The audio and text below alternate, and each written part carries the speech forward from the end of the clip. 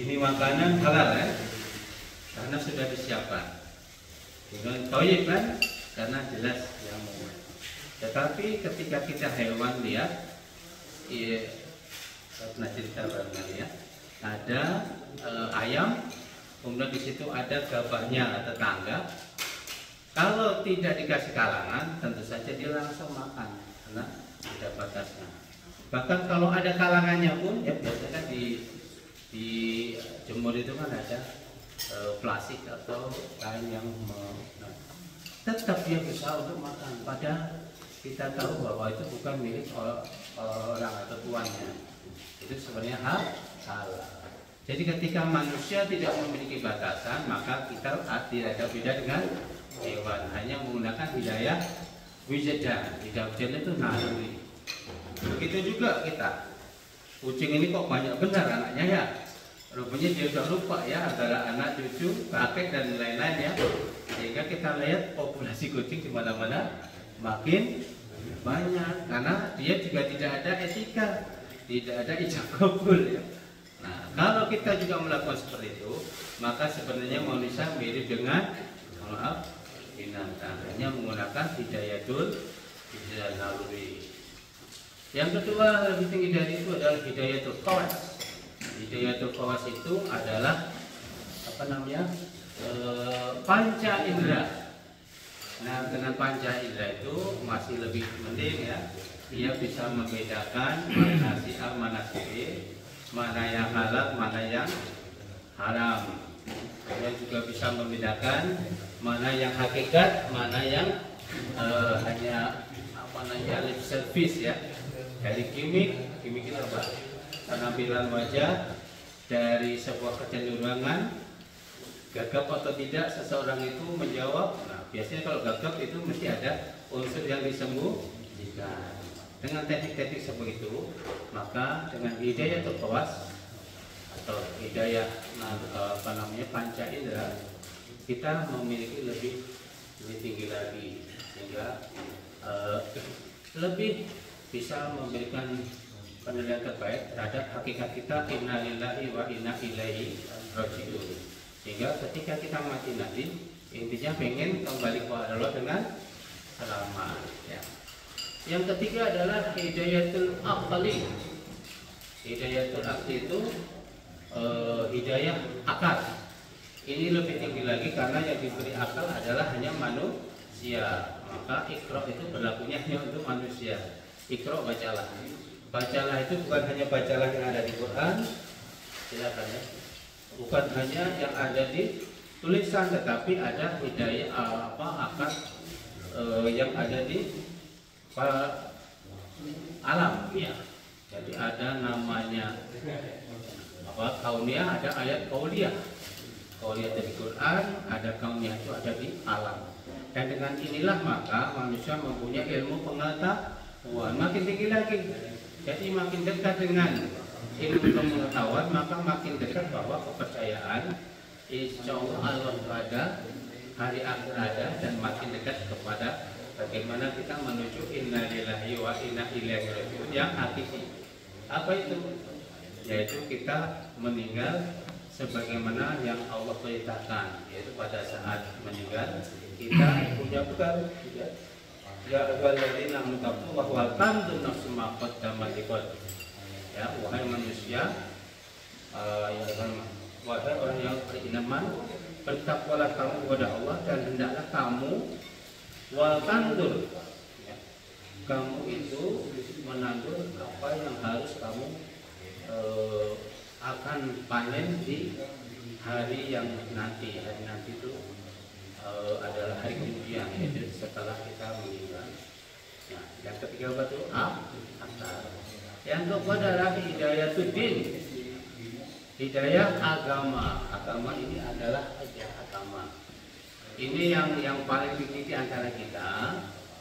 Dan oleh sebab itu sesungguhnya ketika kita makin ke sini, maka kita harus makin memantaskan diri antara yang kita pahami dengan apa yang menjadi perilaku kita ya. Jadi orang-orang di sana yang tidak ke masjid itu mengharapkan tentu kita lebih baik dari mereka ya, Lebih baik dari mereka. Kenapa? Karena kita ahli masjid.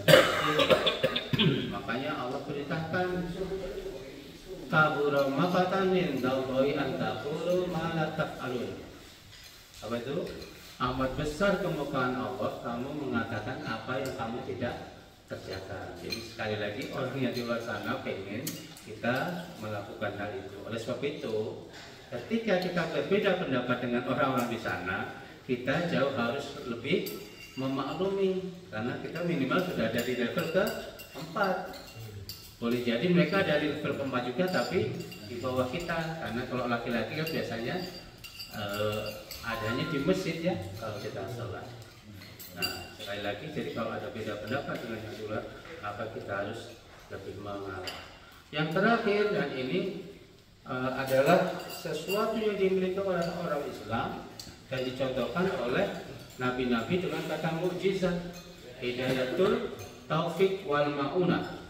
Taufik itu mirip kita dengan hidayah, maunah itu pertolongan Allah. Jadi kalau ada sesuatu yang amazing itu apa?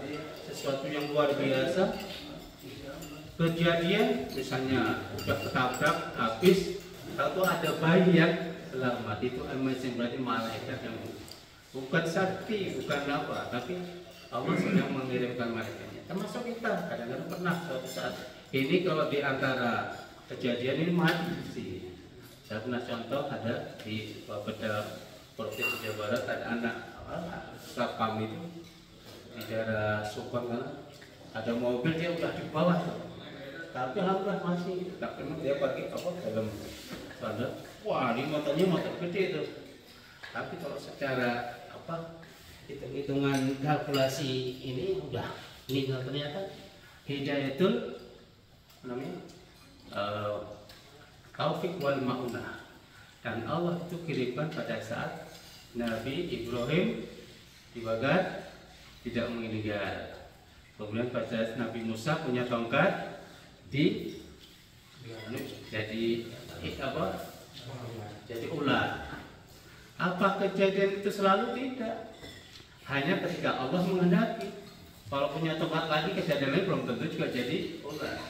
Kalau nanti Nabi Ibrahim kejadian lagi, belum tentu. Tapi itu adalah Allah sudah menunjukkan kepada kita. Oleh sebab itu, sebagai kita, karena kita punya minimal 4 tadi, syukur-syukur bisa jadi kita sering mendapatkan apa yang kelima, cuman nggak sadar aja nih. Berarti apa? Maka kita hanya untung aja. Padahal Allah sedang menurunkan apanya, malaikatnya. Di sini banyak malaikat ini, jangan dikira nggak ada malaikat. Ayatnya apa? Innalladzina qalu rabbuna Allah summa istaqamu tatanazzalu alaihimul malaikah ala taqaw wa tazanu wa abshiru bil jannati allati kuntum tu'adun. Sesungguhnya yang mengatakan Rabb kami adalah Allah. Innalladzina qalu summa istaqamu, kemudian komitmen, konsisten, istiqomah sampai kapan? Wa'bud rabbaka hatta ya'tiyakal yaqin, sampai Allah memanggil kita pulang. Inna lillahi wa inna ilaihi raji'un. Sampai kita nanti suatu saat ada keranda ke sini, kita menyulatkan sama-sama. Idealnya ini nanti suatu saat kita saling apa namanya? Fardu kifayah sama-sama. Kenapa? Kita hari-hari pertama. Dan itu yang dilakukan Rasul ya. Rasul itu membangun sebuah komunitas jamaah itu untuk bersama-sama, bukan untuk apa yang lain gitu. Inilah salah satu yang harus kita inginkan. Inna lillahi wa inna ilaihi raji'un. Kita punya itu. Oleh sebab itu maka hal yang patut harus kita lakukan hari ini adalah menyiapkan kita untuk inna lillahi wa inna ilaihi raji'un lebih baik lagi. Apapun yang kita lakukan, maka kita punya kewajiban untuk kepada saudara-saudara kita. Sobat dan sholat sekali lagi ya nih. Itu ada padanannya Pak Pani. Wasta'inu bis-sabri was-salat wa innaha lakabiratun illa 'alal khashi'in. Tanya jelas, padan dengan tadi. Ya. Dan mintalah kamu dengan sabar dan sholat, dan tidak bisa melakukan itu kecuali orang yang Jadi untuk bisa membantu dengan optimal tadi, meskipun kita tidak ada di Palestina, kita harus Khusyuk punya bukan hanya di sholat, tapi khusyuk itu ada di luar sholat, dan itu hakikat. Hari ini sekarang jangan hanya kita menggunakan syariat. Kalau syariat itu kewajiban, tapi kalau hakikat bagaimana? Inna sholata tanha anil fahsya'i wal munkar. Hakikatnya adalah kalau sudah sholat maka kita terbebas dari sesuatu yang tidak mungkar. Nah, oleh sebab itu yang diinginkan oleh orang-orang yang di luar sana itu kita punya namanya basic competence dan social competence. Itu namanya soft skill yang diinginkan. Basic competence itu bahasa kita sakafah zatiyah yang harus melekat ada di data kita ini. Yang pertama adalah aman. Ya, aman itu jujur, integritas. Apapun yang dilakukan ketika integritas kita kepada Allah, maka tidak ada punya tendensi lain, tidak ada keinginan lain menjabat atau tidak menjabat dalam sebuah kepengurusan, dalam sebuah organisasi. Kalau tidak ada tendensi mau jadi ketua mau jadi pengurus tidak masalah, karena sudah selesai dengan dirinya. Saya tidak ada tendensi apapun. Tapi biasanya hari ini yang membedakan adalah kenapa dia pengen jadi pengurus, karena ada tendensi mudah akses, dapat penghormatan, dapat sesuatu, selalu diundang. Itu prestise. Dan itu bagi orang hari ini yang paling banyak adalah ingin mendapatkan penghormatan, ya, kemuliaan. Padahal kalau sudah selesai dengan diri kita, kulillahumma malikal mulki, kan Allah yang akan memuliakan kita, Allah akan menghinakan kita. Jadi yang pertama jujur, yang kedua adalah hajaru, disiplin. Yang ketiga adalah jahadu, yaitu tanggung jawab. Orang akan melihat itu ke masjid terus, itu ilmunya banyak, tapi lisannya beda sama implementasinya, itu masalahnya. Jadi marilah kita hari tadi di surat kedua, laqad kana lakum fi rasulillahi uswatun hasanah. Laqad, kalau sudah laqad itu sungguh-sungguh. Karena lakum pada diri Rasulullah itu uswatun hasanah. Suri teladan yang baik siapa? Liman kana yarjullah wal yaumil akhir, bagi orang-orang yang beriman dan percaya pada hari akhir. Hari ada nggak yang tidak percaya hari akhir? Ada.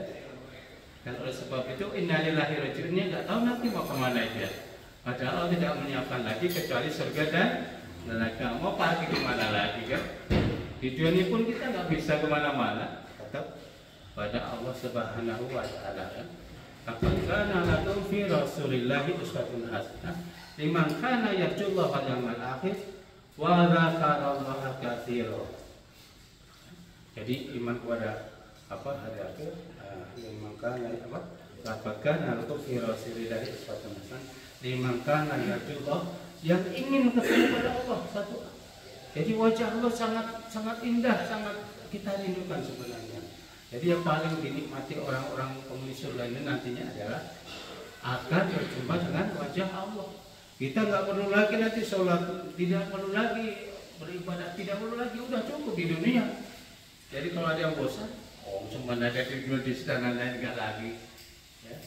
Yang akhir wadah dan zikir yang banyak. Jadi beriman pada Allah, beriman pada hari akhir, dan berdoa yang banyak. Doa yang barang itu sebenarnya tadi menuju wasta'inu bis-sabri was-salah wa innaha laqaibatun ila alaqa. Saya khawatir ilmu kita banyak, ibadah kita banyak, tapi hanya syari', bukan hakikat. Belum tadi inna sholata tanha al-fahsya'i wal munkar. Fahsya itu apa? Sesuatu perbuatan yang tidak menyenangkan, tidak bisa dinikmati. Mungkar itu menjauhkan dari kebaikan. Jadi saya khawatir kita ini nanti suatu saat sejak orang adalah orang yang bisa mengibadai tapi tidak memberikan rahmatan lil alamin. Jadi itu evaluasi kita. Yang kedua berarti kita harus punya sakafah istimaiyah, sakafah istimaiyah, khudil afwa, tepos liro kalau bahasa Jawa. mau meminta maaf sama orang lain, tidak tinggi hati, tawaduk, meskipun kita memang memiliki sesuatu yang lebih. Udil afa wa'mur bil urfi, dan berlaku selalu santun, karena ketidaksantunan itu menghilangkan kebaikan. Yang terakhir adalah jangan pernah melakukan kesalahan. Kesalahan itu biasanya yang mencederai amanah, ya, kemudian merugikan orang lain. Jadi menurut saya hari ini yang sepakat dengan Pak Panglima Pane, kita memastikan bahwa masjid ini menjadi wasilah. Jadi ada wasilah, ada ustuk, ada manhaj kita benar. Sholat di masjid di bawah. Untuk yang di atas kan karena sudah susah kita kan untuk memastikan semua bisa sholat di masjid bisa kan. Usluk itu udah kita udah Sabtu Ahad minimal mirip Joko Karyan ya. Cuman kalau Joko Karyan dulu pernah ke sana kan banyak banget kan. Tapi ini udah lumayan. Ini sekian tahun lalu belum ada ini kan. Lalu wasilah apa? Sarana prasarana menjadi itu bagus. Kalau nanti hanya karena sesuatu hal lalu maut, bahasa Jawa maut itu apa ya? Tercerai ya. Ya, tidak padu, tidak guyup. Ya. Padahal kita kan diperintahkan Allah untuk selalu bersatu. Ya. Al-kufru milatun wahidah. Sebenarnya orang kafir itu menyatu juga mereka. Bersama siapa? Sebenarnya Islam. Akhirnya nanti karena kebetulan itu kita. Terus itu sekali lagi, mari kita kembali bahwa kita khususkan diri, lalu jangan pernah membalas dengan yang seimbang. Kita mengalah untuk menang, dan mudah-mudahan masjid ini makin makmur dan menjadi wasilah kita untuk inna lillahi wa inna ilaihi rajiun. Kita disolatkan 40 orang saudara kita itu masuk surga tidak? Dan kemudian sesungguhnya kemanapun kita pergi, Allah bersama kita dan menjadi sesuatu yang nikmat di mana kita ada. Itu mungkin yang bisa kami sampaikan, kurang lebihnya maaf. Assalamualaikum warahmatullahi wabarakatuh. Saya tambahin sedikit lagi yang saya sampaikan tadi. Di dunia ini yang sudah kita tahu bahwa perang dunia pertama kita sudah tahu siapa dengan siapa. Kafir dengan kafir. Perang dunia kedua siapa dengan siapa? Kafir dengan kafir. Yang ramai sekarang ini, yang akhir-akhir ini sudah hampir 1 tahun lebih, itu adalah Soviet dengan kafir dengan kafir. Nah, ini kita harus akui bahwa yang gempur ini adalah Islam. Yang di Palestina ini, menurut catatan yang saya baca, bom atom yang dijatuhkan di Hiroshima dan Nagasaki, mungkin yang tua-tua pasti tahu lah peristiwa, peristiwa dari berapa besar bom yang dijatuhkan di Hiroshima dan Nagasaki sampai tunduk Jepang terhadap Amerika. Lebih sedikit dibandingkan sekarang yang sudah jatuh di Palestina. Bisa dibayangkan tuh. Hiroshima dan Nagasaki itu kalau kita baca sejarah itu hancur lebur. Itu enggak seberapa bom atom yang dijatuhkan di sana dibandingkan yang sekarang ini yang sudah 286 hari pertempuran tidak habis-habisnya. Yang paling parahnya ini orang Israel ini disuruh mengungsi ke sana supaya gampang dia untuk membunuhnya dalam perjalanan gitu. Tapi sayang betul. Tapi itulah memang harus gitu, supaya membuka mata kita dari Indonesia ini. Masih ada yang ketawa-ketawa dengan presiden Israel itu. Sayang sekali. Dan itu masih tetap kata Pak Atian Ali kemarin itu masih tetap kita kejar. Apa motivasinya ke sana? Saya kebetulan kemarin sholat Jumatnya di Istiqomah dan Pak Atian Ali, dan kebetulan kita ada sedikit ngobrol-ngobrol dengan Anies datang kemarin, tapi tidak seberapa lama. Itu yang dibahas kemarin. Jadi kita tidak mungkin kita datang ke sana dan uang kita juga dan tenaga kita juga seperti itu. Tapi apa? Doa kita, kembali lagi doa kita untuk saudara-saudara kita di sana. Nah, itu yang kita harapkan, baik di rumah, baik di masjid, baik disampaikan kepada saudara-saudara kita supaya dia memohon supaya negara Palestina ini jangan hanya tinggal nama saja nantinya. Mungkin itu tambahan dari saya, mudah-mudahan bisa menggugah hati kita semua sehingga tetap berdoa, karena kata Pak Ustadz tadi bahwa doa yang seorang yang tidak tahu yang didoakan itu dijawab. Itu kira-kira itu. Lebih kurangnya saya mohon maaf. Wabillahi taufiq wal hidayah. Wassalamualaikum warahmatullahi wabarakatuh. Soalnya ini